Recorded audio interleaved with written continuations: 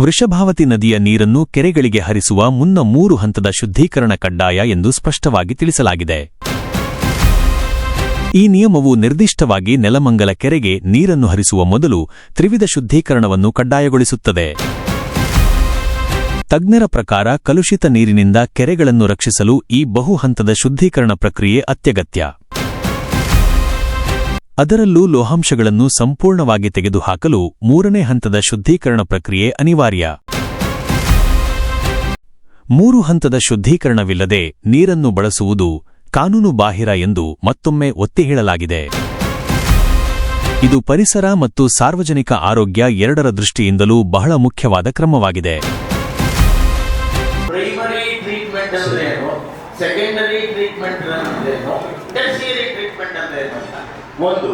ಎರಡನೇ ಪ್ರಶ್ನೆ ಏನು ಅಂತಂದ್ರೆ, ಈಗ ಸಿವೇಜ್ ವಾಟರ್ ಇಂದ ಬರ್ತಕ್ಕಂಥ ತ್ಯಾಜ್ಯನೇ ಬೇರೆ, ಇಂಡಸ್ಟ್ರಿಯಲ್ ವೇಸ್ಟ್, ಹಜಾರ್ಡಸ್ ವೇಸ್ಟ್ ಅಂತ ಹೇಳ್ತೀವಿ ನಾವು ನಮ್ಮ ಮೆಡಿಕಲ್ ಟರ್ಮ್ ನಲ್ಲಿ. ಹಾಸ್ಪಿಟಲ್ ವೇಸ್ಟ್ ಇರ್ಬೋದು, ಇಂಡಸ್ಟ್ರಿಯಲ್ ವೇಸ್ಟ್, ಇದನ್ನ ಯಾವ ರೀತಿ ಅವರು ಟ್ರೀಟ್ಮೆಂಟ್ ಕೊಡ್ತಾರೆ, ಇದನ್ನ ಯಾವ ರೀತಿ ಟ್ರೀಟ್ಮೆಂಟ್ ಕೊಡೋದು ದಯವಿಟ್ಟು ಇದು ಸ್ವಲ್ಪ. ಪ್ರೈಮರಿ, ಸೆಕೆಂಡರಿ, ಟರ್ಷರಿ ಅನ್ನುವಂಥದ್ದು ಇದು ವರ್ಲ್ಡ್ ವೈಡ್ ಇರ್ತಕ್ಕಂಥ ಟ್ರೀಟ್ಮೆಂಟಿನ ವ್ಯವಸ್ಥೆ. ಇದು ನಮಗೆ ಸಪ್ರೇಟ್ ಅಂತ ಏನಿಲ್ಲ. ಪ್ರೈಮರಿ ಅಂದರೆ ಕೇವಲ ಫ್ಲೋಟಿಂಗ್, ಅಂದರೆ ಏನಾದರೂ ಬಟ್ಟೆ, ಪೇಪರು, ಅದು ಇದು ಏನೋ ಇರ್ತದಲ್ಲ, ಅದನ್ನು ಸೋಸ್ಕೊಳ್ತೀವಲ್ಲ ನಾವು, ಆ ರೀತಿಯಾದಂಥದ್ದು ಪ್ರೈಮರಿ. ಸೆಕೆಂಡರಿ ಅಂದರೆ ಕೆಲವು ಅಂಶಗಳು ಏನಿರ್ತದೆ, ಕರಗಿರ್ತಕ್ಕಂಥ ಅಂಶಗಳು, ನೈಟ್ರೇಟ್ಸ್ ಆಗಲಿ, ಫಾಸ್ಫೇಟ್ಸ್ ಆಗಲಿ, ಹೆವಿ ಮೆಟಲ್ಸ್ ಆಗಲಿ, ಪ್ಯಾಥೋಜನ್ಸ್ ಆಗಲಿ, ಕನಿಷ್ಠ ಪಕ್ಷ ನೀವು ಇದರಲ್ಲಿ ಬರೆದಿದ್ದೀರಲ್ಲ, ಅದರಲ್ಲಿ ನೋಡಿದೆ ನಾನು ಪಾಂಪ್ಲೆಟಲ್ಲಿ, ಕಕ್ಕಸ್ ತ್ಯಾಜ್ಯ ಅಂತ 2 ಕಡೆ ಬರೆದಿದ್ದೀರಿ. ಆ ಕಕ್ಕಸದಲ್ಲಿ ಇರ್ತಕ್ಕಂಥ ಈ ಕೋಲಿ ಬ್ಯಾಕ್ಟೀರಿಯಾ, ಕೋಲಿಫ್ಯಾಮ್ ಬ್ಯಾಕ್ಟೀರಿಯಾ ಅಂತಾರೆ, ಅದೂ ಸಹ ಸೆಕೆಂಡರಿ ಟ್ರೀಟ್ಮೆಂಟಲ್ಲಿ ಕಂಪ್ಲೀಟ್ ಆಗಿ ನ್ಯೂಟ್ರಲೈಸ್ ಆಗೋದಿಲ್ಲ. ಹಾಗಾಗಿ ನಮ್ಮ ಇತ್ತೀಚಿನ ಇದು CPCB ಮತ್ತು NGT ಎರಡೂ ಹೇಳಿದೆ, ಟರ್ಷರಿ ಟ್ರೀಟ್ಮೆಂಟು ಡಿನೈಟ್ರಿಫಿಕೇಶನ್ ಆ್ಯಂಡ್ ಡಿಫಾಸ್ಫರಸ್ ಆಗಬೇಕು ಅಂದರೆ ಟರ್ಷರಿ ಟ್ರೀಟ್ಮೆಂಟು ಸಹ ಆಗಲೇಬೇಕು ಅಂತ ಹೇಳಿದೆ. ಆಮೇಲೆ ಇನ್ನೊಂದು ಅವ್ರದ್ದು ಬಹಳ ವ್ಯಾಲಿಡ್ ಪ್ರಶ್ನೆ ಅಂದರೆ, ಆಯ್ತಪ್ಪ ಇಷ್ಟು ನಾವು ಮಾತಾಡ್ತಿದ್ವಲ್ಲ, ಇದೆಲ್ಲ ಡೊಮೆಸ್ಟಿಕ್ಗೆ, what about hospital, what about industries ಅಂತ ಕೇಳ್ತಿದ್ದಾರೆ. ನೋಡಿ, ಅದನ್ನು ನಾನು ಆಗಲೇ ಸೂಕ್ಷ್ಮವಾಗಿ ಹೇಳಿದ್ದೆ, ತುಂಬ ಆಳವಾಗಿ ಹೋಗಿರಲಿಲ್ಲ. ಯಾವುದೇ ಒಂದು ಕಮರ್ಷಿಯಲ್ಲೋ ಅಥವಾ ಇಂಡಸ್ಟ್ರಿಯಲ್ಲೋ ಆದರೆ ಅವರಿಗೆ ಕೊಡುವಾಗ ಅವರೇ ಒಂದು ನಾವು ಇದಕ್ಕೆಲ್ಲ ಮನೆಗಳ ತ್ಯಾಜ್ಯ ಟ್ರೀಟ್ ಮಾಡೋಕ್ಕೆ STP ಅಂತಿದ್ದೀವಿ, ಸೀವೇಜ್ ಟ್ರೀಟ್ಮೆಂಟ್ ಪ್ಲಾಂಟ್ ಅಂತ. ಬಟ್ ಅದನ್ನು ಮಾಡಲಿಕ್ಕೆ ETP ಅಂತಾರೆ, ಎಫ್ಲುಯೆಂಟ್ ಟ್ರೀಟ್ಮೆಂಟ್ ಪ್ಲಾಂಟ್ ಅಂತೇಳಿ. ಅದನ್ನು ದೊಡ್ಡ ಇಂಡಸ್ಟ್ರಿಯವರು ಕಂಪಲ್ಸರಿ ಅವರು ಅಳವಡಿಸ್ಕೊಳ್ಬೇಕು. ಅವರು ಉಪಯೋಗಿಸುವಂಥ ನೀರನ್ನು ETPಯಲ್ಲಿ ಹಾಕಿ ಟ್ರೀಟ್ ಮಾಡಿ ಅದನ್ನು ಮರುಬಳಕೆ ಮಾಡ್ಕೊಳ್ಬೇಕು. ಆಮೇಲೆ ಅದ್ರ ಜೊತೆಗೆ ಅಷ್ಟು ಕೆಪಾಸಿಟಿ ಇರಲ್ಲಪ್ಪ, ಸಣ್ಣ ಇಂಡಸ್ಟ್ರಿ ನಾವು ನಡೆಸ್ತಿದ್ದೀವಿ ಅಂದರೆ ಅವ್ರಿಗೆ ಇನ್ನೊಂದು ವ್ಯವಸ್ಥೆ ಇದೆ, CETP ಅಂತ, ಕಾಮನ್ ಎಫ್ಲುಯೆಂಟ್ ಟ್ರೀಟ್ಮೆಂಟ್ ಪ್ಲಾಂಟ್. ಅವನು ಏನು ಉತ್ಪತ್ತಿ ಆಗುತ್ತೋ ವಾರದಲ್ಲಿ ಒಂದು ದಿನ 1,000 ಲೀಟ್ರೋ 5,000 ಲೀಟ್ರೋ ಏನೋ ಅವ್ನಿಗೆ ಉತ್ಪತ್ತಿ ಆದರೆ ಅದನ್ನು ಅವನು ಅದಕ್ಕೆ ಇರ್ತಕ್ಕಂಥ ಒಂದು ಗಾಡಿಯಲ್ಲಿ ತಗೊಂಡೋಗಿ CETPಗೆ ಹಾಕಬೇಕು. ಅದನ್ನು CETP ಅವರು ಅಂಥ ಸಣ್ಣ ಪುಟ್ಟ ಇಂಡಸ್ಟ್ರೀಸ್ನೆಲ್ಲನೂ ಟ್ರೀಟ್ ಮಾಡಿ ಅದನ್ನು ಮರುಬಳಕೆ ಮಾಡಿಕೊಳ್ಳುವ ಮಟ್ಟಕ್ಕೆ ಉಪಯೋಗಿಸಿ ವಾಪಸ್ ಕೊಡ್ತಾರೆ. ಅದು ಮಾಡಬೇಕು.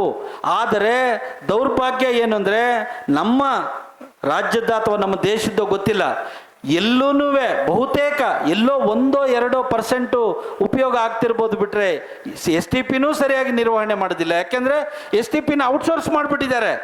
STPನ BWSB ಅವರು ಸ್ವಂತ ಮೇಂಟೈನ್ ಮಾಡ್ತಿಲ್ಲ, ಅವನಿಗೋ ಕೊಡ್ತಾರೆ. ಅವನು ಅದೆಲ್ಲ ಕಾಸ್ಟ್ಲಿ ಆಗುತ್ತೆ ಅಂಥೇಳಿ ಅದನ್ನು ಉಪಯೋಗಿಸ್ಕೊಳ್ಳೋದು, ಕ್ಲೋರಿನೇಷನ್ನು, ಟ್ರೀಟ್ಮೆಂಟ್ ಅಂತೇಳಿ ಅವನು ಇಷ್ಟ ಬಂದಾಗ ಮಾಡ್ತಾನೆ. ಆಮೇಲೆ ಎಷ್ಟೋ ಸಾರಿ ಈ ಮಳೆ ಬರುತ್ತಲ್ಲ, ಮಳೆಗೆ ಕಾಯ್ತಾ ಇರ್ತಾರೆ. ಮಳೆ ಬಂದಿದ್ದ ದಿನ ಇದನ್ನೆಲ್ಲ ರಾತ್ರಿ 12 ಗಂಟೆಗೆ ಎಲ್ಲ ರಾಜಕಾಲುವೆಗಳಿಗೆ ಬಿಟ್ಬಿಡ್ತಾರೆ. ಈ ಅಪಾಯನೂ ಇದೆ. ಅದಕ್ಕೇ ಏಟ್ರಿ ಅನ್ನುವಂಥ ಒಂದು ಸಂಸ್ಥೆಯವರು ಇದ್ರ ಬಗ್ಗೆ ಒಂದು ಅಧ್ಯಯನ ಮಾಡಿ, ಈ ಸಿವೇಜ್ ಇದೆಯಲ್ಲ, ಇದು ಡೈನಮಿಕ್ಕು. ಬೆಳಗ್ಗೆ ಒಂದು ರೀತಿ ಇರ್ತದೆ, ಮಧ್ಯಾಹ್ನ ಒಂದು ರೀತಿ ಇರ್ತದೆ, ರಾತ್ರಿ ಒಂದು ರೀತಿ ಆಗುತ್ತೆ. ಆಮೇಲೆ ಹುಣ್ಣಿಮೆ ದಿನ ರಾತ್ರಿ ಒಂದು ರೀತಿ ಇರ್ತದೆ, ಅಮಾವಾಸ್ಯೆ ರಾತ್ರಿ ಒಂದು ರೀತಿ ಇರ್ತದೆ. ಅಂದರೆ ಆ ಥರದ ಚಟುವಟಿಕೆಗಳು ನಮ್ಮವರು ಸಣ್ಣ ಸಣ್ಣ ಕೈಗಾರಿಕೆಗಳವರು ಮಾಡ್ತಿದ್ದಾರೆ. ಹಾಗಾಗಿ ಇಲ್ಲಿ ಟ್ರೀಟ್ಮೆಂಟ್ ಅನ್ನುವಂಥ ನಮಗಿರ್ತಕ್ಕಂಥ ಟ್ರೀಟ್ಮೆಂಟ್ ಅನ್ನುವಂಥದ್ದು ಇದೆಲ್ಲದಕ್ಕೂ ಸೇರಿಸಿ ಒಂದೇ ಇದರಲ್ಲಿ ಬರ್ತಕ್ಕಂಥದ್ದು, ಬೇರೆ ಬೇರೆ ಸಪ್ರೇಟ್ ಲೈನ್ಸ್ ಇಲ್ಲ. ಹಾಗಾಗಿ ಇವೆಲ್ಲ ಸೇರಿ ಬಂದಾಗ ಅದನ್ನು ಸರಿಯಾದ ರೀತಿಯಲ್ಲಿ ಒಂದು ಟ್ರೀಟ್ಮೆಂಟ್ ಏನು STPಗಳಿದ್ದಾವೆ ಅವುಗಳನ್ನು ಅಪ್ಗ್ರೇಡ್ ಮಾಡಿದ ತಕ್ಷಣ ಆಗೋಗೋದಿಲ್ಲ. ಇದು ಅದನ್ನು ಕಣ್ಣಿಟ್ಟು ಸರ್ವಿಲೆನ್ಸ್ ಇರಬೇಕು. ಇವತ್ತು ಸೆನ್ಸಾರ್ ಮಾಡಿ ಏನಾದರೂ ಅಪಾಯಕಾರಿದು ಬಂದರೆ ಬೇಕಾದ್ರೆ STP ಆಫ್ ಆಗೋ ಥರ ವ್ಯವಸ್ಥೆ ಇದೆ. ಆ ರೀತಿಯಾದಂಥ ಒಂದು 24/7 ಆ ರೀತಿಯಾದಂಥ ಒಂದು ವ್ಯವಸ್ಥೆಯನ್ನು ಮಾಡಬೇಕು. ಅದೆಲ್ಲ ಮಾಡಬೇಕಾದ್ರೆ ನಮ್ಮ ಸರ್ಕಾರಕ್ಕೆ ಬದ್ಧತೆ ಇರಬೇಕು, ಪಾರದರ್ಶಕತೆ ಇರಬೇಕು. ನೀವು ನೋಡಿ, ನಾವಿಷ್ಟೆಲ್ಲ ಹೋರಾಟ ಮಾಡ್ತಿದ್ವಿ, ಯಾವುದಾದ್ರೂ STPಗೆ ನಾವು ಏಕಾಏಕಿ ಹೋಗಿ ಅಲ್ಲಿ ಪರಿಶೀಲನೆ ಮಾಡೋಕ್ಕಾಗಲ್ಲ. ಅದನ್ನು ಭದ್ರಕೋಟೆ ಏನು ಜೈಲಿಗೆ ಕಟ್ಟಿರ್ತಾರಲ್ಲ ಆ ರೀತಿ ಜೈಲಿಗೆ ಕಟ್ಟಿರ್ತಾರ ಹಾಕಿದರೆ ಯಾಕೆ ಪಾರದರ್ಶಕತೆ ಇರಬಾರ್ದು? ನೀವು ಕೊಟ್ಟಿದ್ದನ್ನು ನಾವು ತಗೊಂಡು ಬಂದು ನಮ್ಮ ಅಡುಗೆ ಮನೆಗೆ ಹಾಕ್ಕೋಬೇಕು, ನಮ್ಮ ತೋಟಕ್ಕೆ ಹಾಕೋಬೇಕು, ಎಲ್ಲ ಹಾಕೋಬೇಕು. ಆದರೆ ಅದು ಹೆಂಗಿದೆ ಅಂತ ಹೇಳಲಿಕ್ಕೆ ನನಗೆ ಮುಕ್ತವಾದಂಥ ಪ್ರವೇಶ ಇಲ್ಲ.